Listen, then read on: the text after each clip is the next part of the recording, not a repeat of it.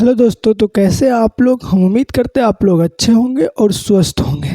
तो आप लोग देख चुके होंगे अगले वीडियो में अपना लोग सामाजिक विज्ञान के पूरे सिलेबस की जानकारी ले चुके थे।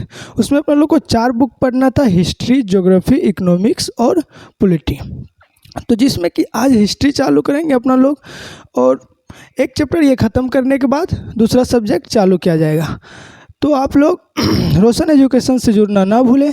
और मैं मिट्ठू आप लोग को सामाजिक विज्ञान पढ़ाएंगे। आप लोग का आरंभ बैच में हार्दिक अभिनंदन करता हूँ। चलिए इसी के साथ अपना पढ़ाई शुरू करते हैं। तो अपना लोग का हिस्ट्री में पहला चैप्टर है भौगोलिक खोजें। क्या पहला चैप्टर? भौगोलिक खोजें। भौगोलिक खोजें क्या होते हैं? खोज क्या है? पहले जो चीज़ दुनिया में पहले से मौजूद हो, हम उनसे अज्ञात हो। जो चीज़ पहले दुनिया में मौजूद हो, हम उसके बारे में नहीं जानते, उसी को ढूंढना क्या कहलाते हैं? खोज। पर अपना लोग को यहाँ पे पढ़ना क्या है? भौगोलिक खोज। क्या पढ़ना है? भौगोलिक खोज। भौगोलिक खोज क्या होते हैं? जब पुराने समय में लोग अपनी जगह से बाहर निकलकर नए देश, समुद्र, द्वीपों और महाद्वीपों की खोज करने लगे तो उसे भौगोलिक खोज कहा जाता है। जब पुराने समय में लोग अपनी जगह से बाहर निकल के, अपने घर में रह के तो खोज नहीं कर सकते हैं, अपने जगह से क्या करेंगे? बाहर निकलेंगे, तभी तो किसी चीज़ के बारे में जानेंगे और किसी चीज़ को खोजेंगे। तो अपने जगह से बाहर निकलकर क्या किया? समुद्रों, द्वीपों और देशों के बारे में जाना। जो देश अज्ञात थे, देश तो थे, उसके बारे में वो नहीं जानते थे, वहाँ के लोग नहीं जानते थे। वो गए वहाँ पे, ढूंढे उनको और उनके बारे में जाने वहाँ पर क्या क्या सुविधा उपलब्ध है।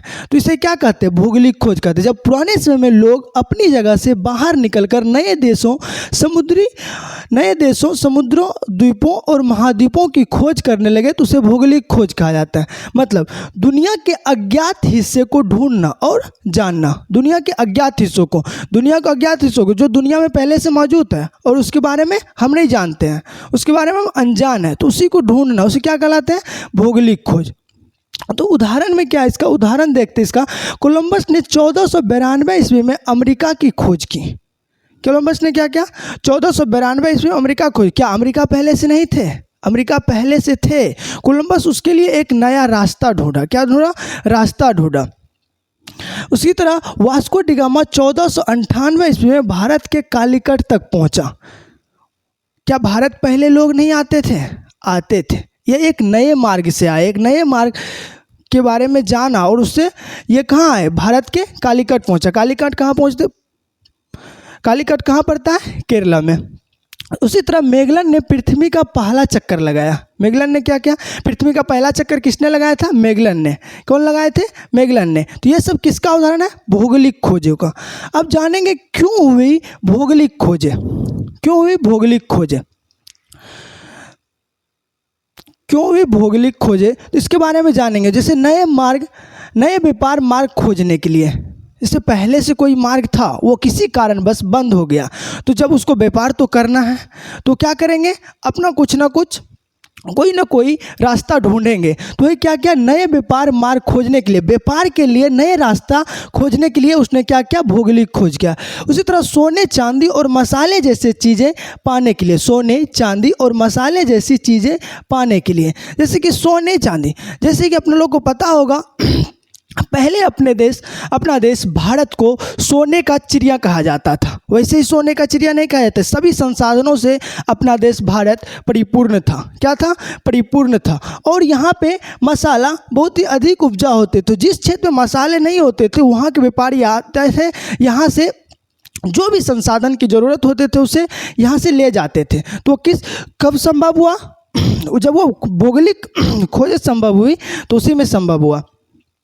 जैसे कि ईसाई धर्म का फैलाने के लिए ये जो भौगोलिक खोज थे ना, ये यूरोप के लोगों ने की थी। यूरोप में जो है वर्चस्व किस धर्म का? ईसाई धर्म का। किस धर्म का? ईसाई धर्म का। तो वहाँ के जो लोग आए भारत या एशिया, वहाँ पे क्या किया? वो अपने धर्म को फैलाने का काम किया। इनका उद्देश्य था कि पूरे विश्व में ईसाई धर्म का प्रचलन हो। क्या हो? पूरे विश्व में ईसाई धर्म का प्रचलन हो। अब जानते हैं भारत की खोज। पहले भौगोलिक खोज में क्या जानेंगे? भारत की खोज। भारत की खोज कैसे हुआ? 15वीं शताब्दी तक यूरोप के लोग भारत और एशिया से मसाले, रेशम, कीमती पत्थर, दवाइयाँ लाते थे। ऐसा नहीं था। भौगोलिक खोजों से पहले क्या यूरोप के लोग भारत से व्यापार नहीं करते थे? करते थे।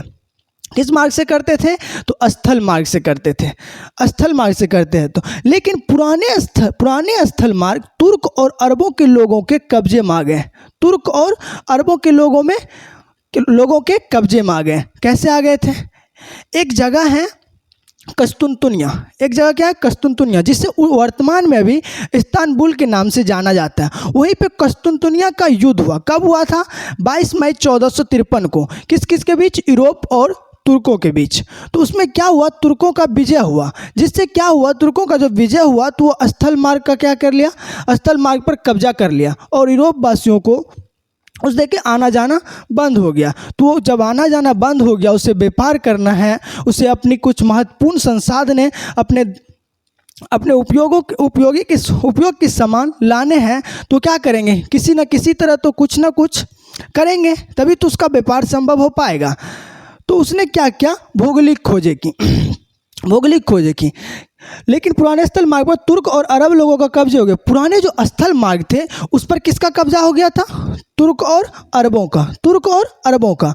इसलिए यूरोप के देशों भारत तक पहुंचने का नए समुद्री रास्ता चाहिए। जब स्थल मार्ग बंद ही हो गया तो एक ही रास्ता बचा कि वो समुद्र से जाए और व्यापार अपना करे। तो क्या किया? समुद्री रास्ता चुना। इसमें पुर्तगाल की पहल। ये क्या? पुर्तगाल की पहल। यूरोप में एक देश है पुर्तगाल, सबसे आगे इसमें कौन हुए? भौगोलिक खोजों के लिए पुर्तगाल हुए।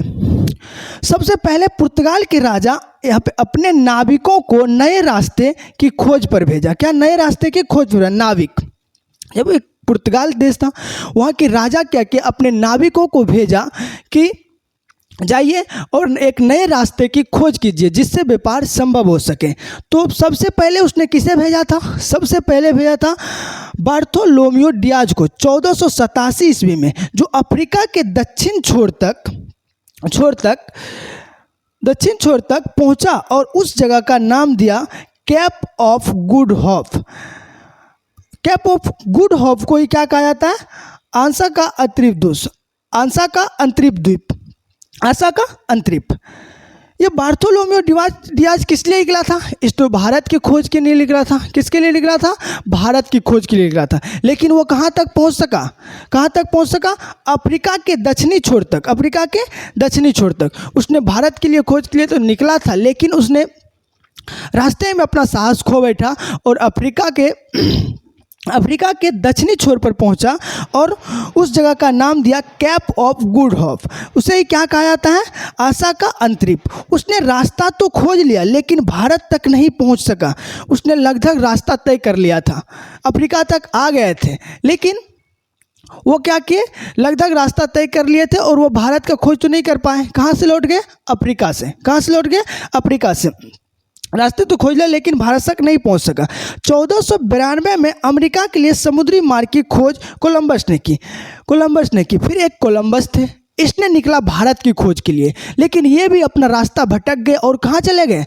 अमेरिका चले गए। तो अमेरिका के समुद्री मार्ग की खोज किसने किया? कोलंबस ने। अमेरिका के समुद्री मार्ग की खोज किसने किया? कोलंबस ने। अब जानेंगे उसके बाद फिर पुर्तगाल के राजा किसे भेजा? वास्को डिगामा को। ये क्या थे? पुर्तगाल का प्रसिद्ध नाविक था। ये भी क्या थे? नाविक थे। 1497 ईस्वी में लिस्बन पुर्तगाल से यात्रा शुरू हुई। जब ये भारत के लिए निकला तो पुर्तगाल में एक जगह है लिस्बन, वहाँ से क्या की? अपना यात्रा शुरू की। कहाँ से यात्रा शुरू की? पुर्तगाल की एक जगह है लिस्बन से। ये क्या किया? अफ्रीका के चारों ओर घूमकर कैप ऑफ गुड होप पार किया। क्या पार किया? कैप ऑफ गुड होप का खोज किसने किया था? Bartolomeu Diaz. यहाँ तक तो बार्थोलोमियो डियाज भी पहुँच सके थे। उसको पार करके वास्को डिगामा पार किया और अरब नाविक अहमद इब्न मजीद की मदद से भारत पहुंचा।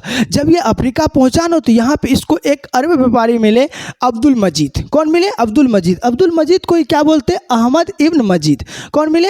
अब्दुल मजीद।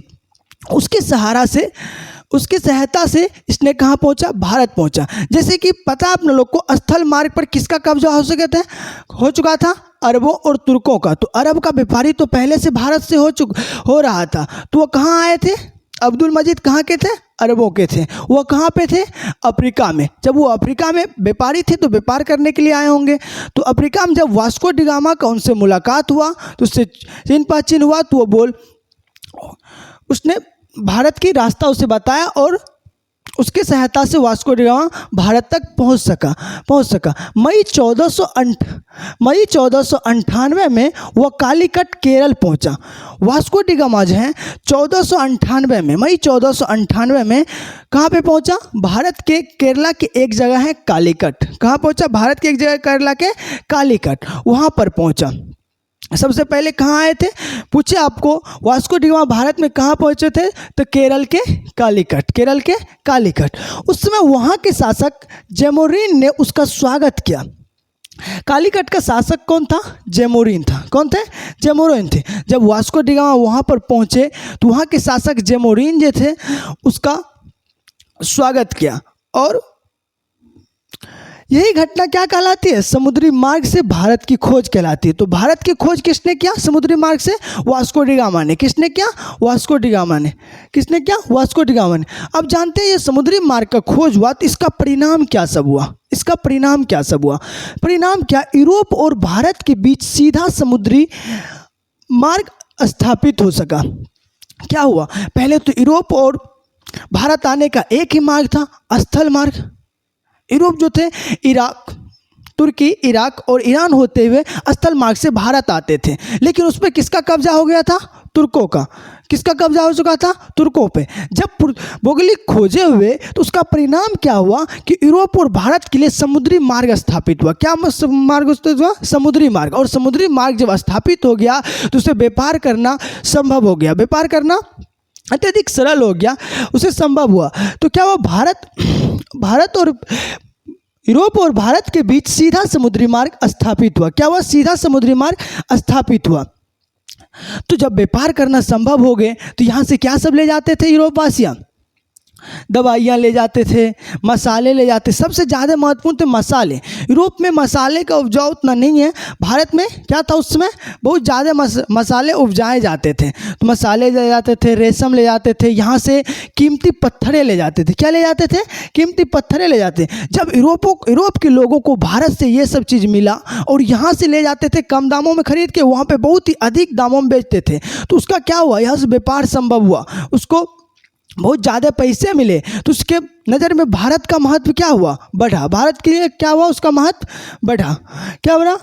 भारत का महत्व और बढ़ गया, क्योंकि मसाले, वस्त्र यूरोप तक पहुंचने लगा। जब समुद्री मार्ग का खोज हो गया तो मसाले, वस्त्र, कीमती पत्थर, ये सब क्या हुए? भारत से यूरोप तक पहुंचने लगा। कहाँ तक पहुंचने लगा? यूरोप तक। तो यूरोप के लोगों में जो था भारत के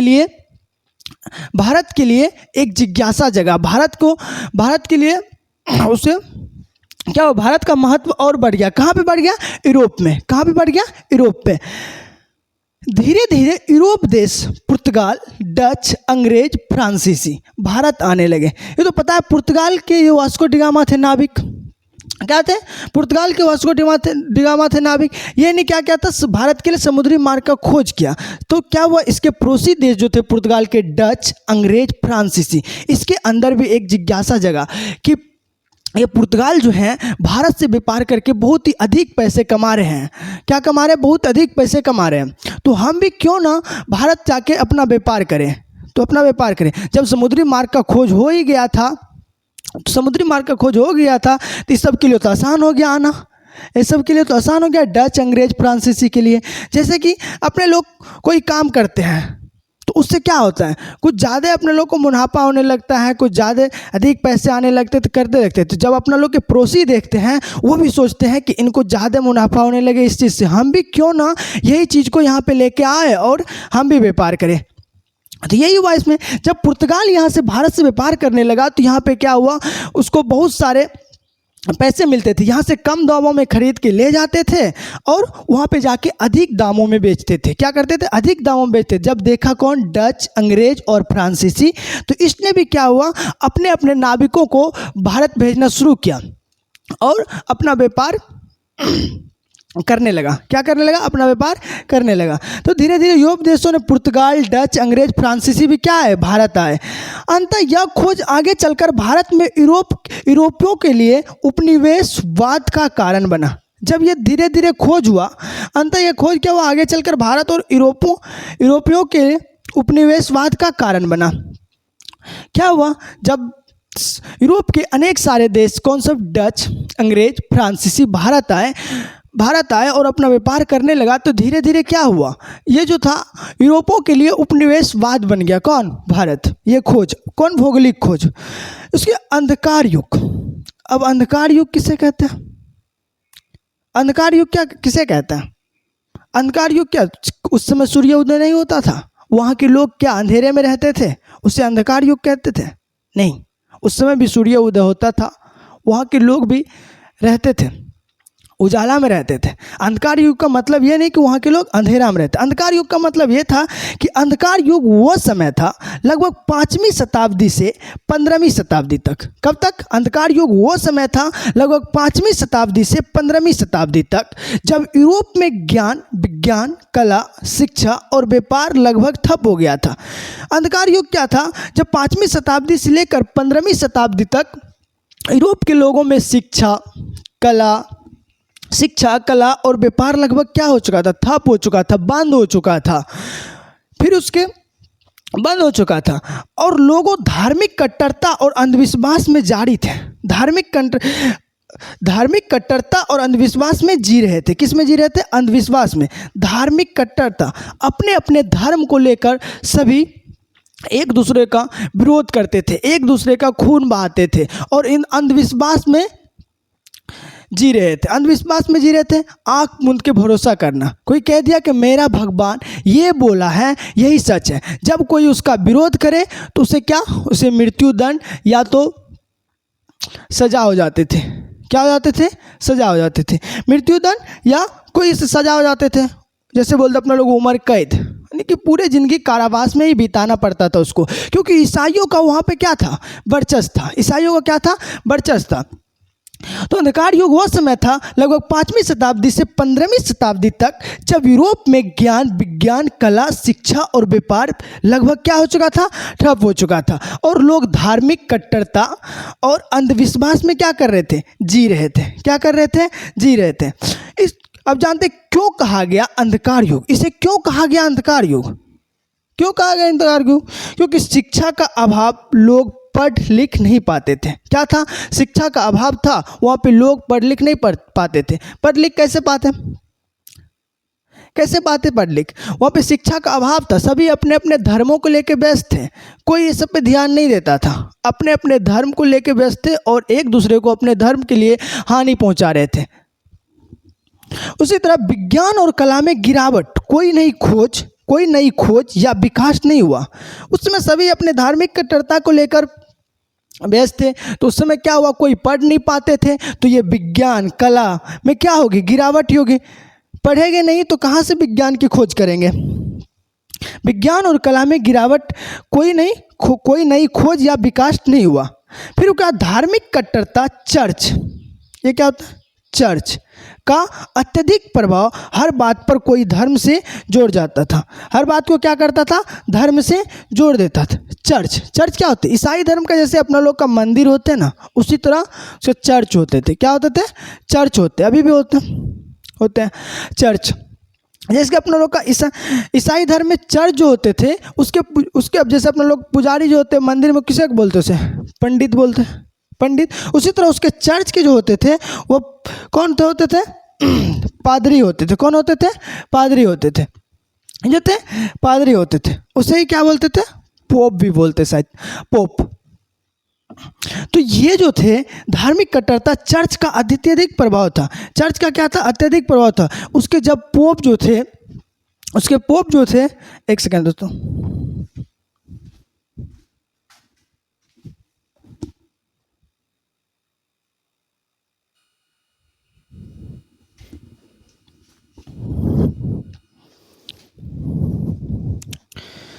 कहाँ थे, यहाँ थे। चर्च का अत्यधिक प्रभाव था, इसका जो धर्म गुरु था उसका अत्यधिक प्रभाव था। इसका धर्म गुरु जो भी कहे उसको, जो लोग नहीं माने वहाँ का, उसे क्या करते थे, मार देते हैं, उसकी हत्या कर देते थे, और या तो उसे आजीवन के लिए कारावास दे दिया जाता था। इसका धर्मगुरु, ईसाइयों का क्या होता है, धर्मगुरु। ये जो धर्मगुरु जो बोला वही सच होंगे, यही थे। उसके बाद क्या, धार्मिक कट्टरता, चर्च का अत्यधिक प्रभाव था। हर बात को कोई धर्म से जोड़ते थे, कोई भी बात हो उसे किससे जोड़ते थे, धर्म से जोड़ते थे। किससे जोड़ते थे, धर्म से जोड़ते थे। और उस समय जो ईसाई धर्म को नहीं मानते थे, उस समय ईसाई धर्म का बहुत ही वर्चस्व था। अभी भी करीब 31% ईसाई यहाँ पूरी दुनिया में, उसका वर्चस्व था, जोड़ा जाता था। धार्मिक कट्टरता, चर्च का अत्यधिक प्रभाव, हर बात को धर्म से जोड़ा जाता था। हर बात, जो कोई भी बात हो, किसी भी तरह का बात हो, उसे धर्म से जोड़ा जाता था। कोई भी अपने भगवान के बारे में कुछ नहीं बोल सकते थे। सब किसका बात मानेंगे, पोप का। किसका बात मानेंगे, पोप का। चर्च में जो होते थे क्या होते थे, पोप। किसका बात मानेंगे, पोप। ये ईसाइयों का धर्म गुरु होते थे, इसी अपने धर्म गुरु का ही बात मानेंगे। इसका विरोध कोई नहीं कर सकता। जब इसका कोई विरोध करेंगे उसका क्या कर दिया जाएगा, हत्या कर दिया जाएंगे। क्या कर दिया जाएंगे, हत्या कर दिया जाएंगे। तो ये क्या था, एक अंधविश्वास में जीना था। ऐसा तो नहीं था जो पोप बोलेंगे वही सच होंगे। अपना अपना सबकी आस्था होती है, अपना अपना सबका एक विश्वास होता है, अपना अपना सबका मानने का एक, किस तरह से किस भगवान को मानते हैं, सबका अपना अपना विश्वास होता है, तो अपना अपना भगवान मानते हैं सब। तो ईसाइयों का क्या था, ईसाइयों ने अपने ईसाई धर्म को पूरा उस समय क्या क्या था, फैलाया था। क्या क्या था, फैलाया क्या था। इसका उद्देश्य था पूरे विश्व में क्या किया जाए, ईसाई धर्म को फैलाया जाए। तो ईसाई धर्म के विरुद्ध जो बोलते थे या ईसाई धर्म को जो नहीं मानते थे, तो उसे क्या करते थे, इन लोगों ने मार देते थे। क्या करते थे, मार देते थे। क्या करते थे, मार देते। तो धार्मिक कट्टरता और चर्च का अत्यधिक प्रभाव था। हर बात को धर्म से जोड़ा जाता था। और क्या था, युद्ध और अव्यवस्था, सामंतवाद और लगातार युद्ध ने समाज को पीछे धकेला। क्या हुआ, युद्ध और अव्यवस्था, सामंतवाद और लगातार युद्ध ने क्या क्या, समाज को पीछे धकेला। क्या क्या, तो अपने अपने धर्म को लेकर सब एक दूसरे से लड़ते थे, सब एक दूसरे से युद्ध करते थे। जब युद्ध करते थे, ना पढ़ पाते थे, ना कुछ और कर पाते थे, तो इससे क्या हुआ, सब अपने अपने धर्म को लेकर व्यस्त थे, एक दूसरे के धर्म पर टिप्पणियाँ करते थे और एक दूसरे अपने धर्मों के लिए लड़ते थे। उससे क्या हुआ, जब उस सब का युद्ध हुआ तो उसमें क्या हुआ, उससे उस सब का समाज पीछा हुआ। समाज क्या हुआ, पीछा हो गया। तो इसे 5वीं शताब्दी से लेकर 15वीं शताब्दी तक को क्या कहा गया, अंधकार युग कहा गया। फिर क्या हुआ, अंधविश्वास का फैलाव। लोग चमत्कारों और झूठों पर विश्वास भरोसा करते थे। अंधविश्वासों का प्रचार, अंधविश्वासों का फैलाव, यानी प्रचार प्रसार। अंधविश्वास जैसे कि उसकी कोई कुछ बोले, उसका धर्मगुरु जो बोले, वो झूठ हो या सच हो, उसे आंख मूंद के भरोसा करना है। क्या करना है, आंख मूंद के भरोसा करना है। चमत्कारों और झूठे विश्वासों पर भरोसा करते थे। चमत्कार, कुछ ऐसे चमत्कार करते थे, वो चमत्कारों में विश्वास करते थे और झूठे विश्वासों पर भरोसा करते थे। इससे क्या कहा गया, अंधकार युग। क्या कहा गया, अंधकार युग।